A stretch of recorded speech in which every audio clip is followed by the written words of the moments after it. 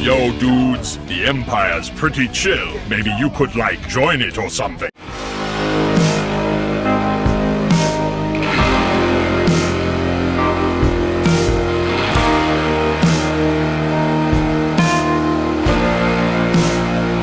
Hey everyone, Lucimus Prime here. So, it is time for the next episode of Movie That Deserves a Sequel. Now, in today's video, guys, I'm going to be covering an example this time of an action movie released in 2013 in the action sci-fi genre, to be specific. And this is a film which is part of a franchise which I think is very underrated and I want to see more movies of.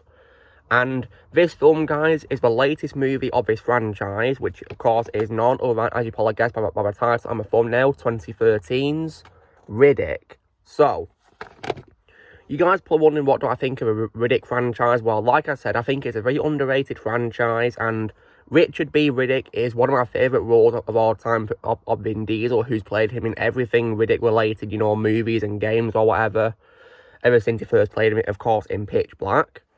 And that's probably my third favourite live action role of his behind Dominic Toretto in Fast and Furious and Groot in the MCU. So, and he definitely plays him really well, makes him a very badass character who's really fun to watch.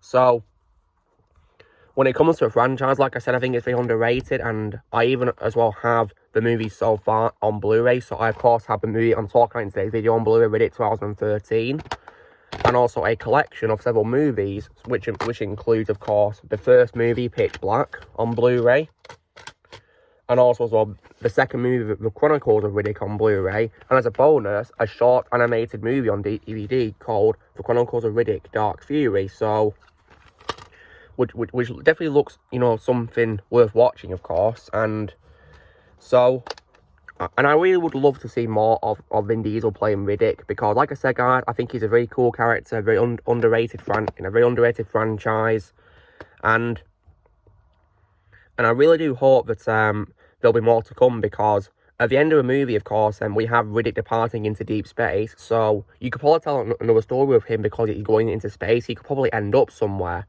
So, when it comes to a future of this franchise, there has been talks of development of a fourth movie, so I'm very happy about that it's finally, you know, been confirmed at least.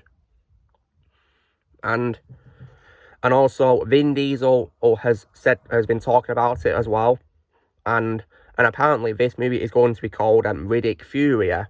So that's of course a reference to Riddick's homeworld, because Riddick's species is Furion, and apparently this movie's script is going to focus on Riddick returning to his homeworld, a place he barely remembers, and one he fears might be left in ruins by the necromongers. Once there, he finds other Furions fighting for their existence against a new enemy. So, that's great, really, you know, that they've got it all planned out. I just really hope they officially greenlight the sequel and start making it right away. I really do.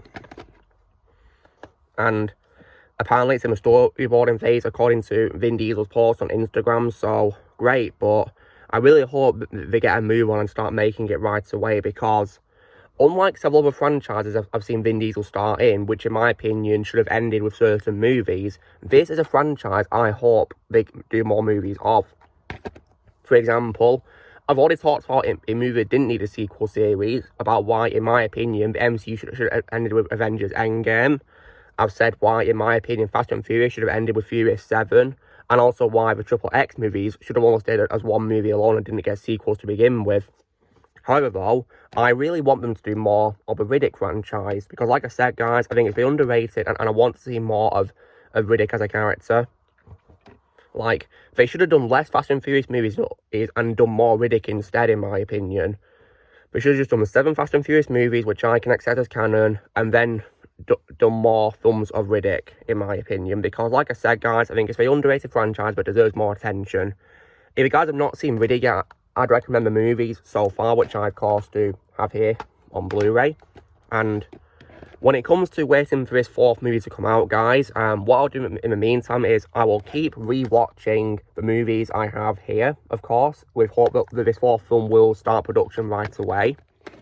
And I will also, as well, attempt to get the video games, which of course have the character in being Escape from Butcher Bay and Assault on Dark Athena.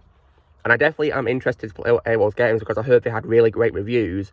And also, like I said before, guys, Vin Diesel actually reprised his role for games too. So he's definitely very committed to playing the role, isn't he? Especially in video game territory, which is really cool. So, yeah, I really do hope that this fourth film will happen because of how committed Vin Diesel is to playing Riddick as a character. And it's one of my favourite roles of Vin Diesel of all time because he's very cool to watch. So yeah, I really do hope that this fourth Riddick movie, you know, gets into production right away because I'll definitely give it a watch, 100%, absolutely. Maybe even go to cinema to watch it, that'd be really cool, wouldn't it? I know.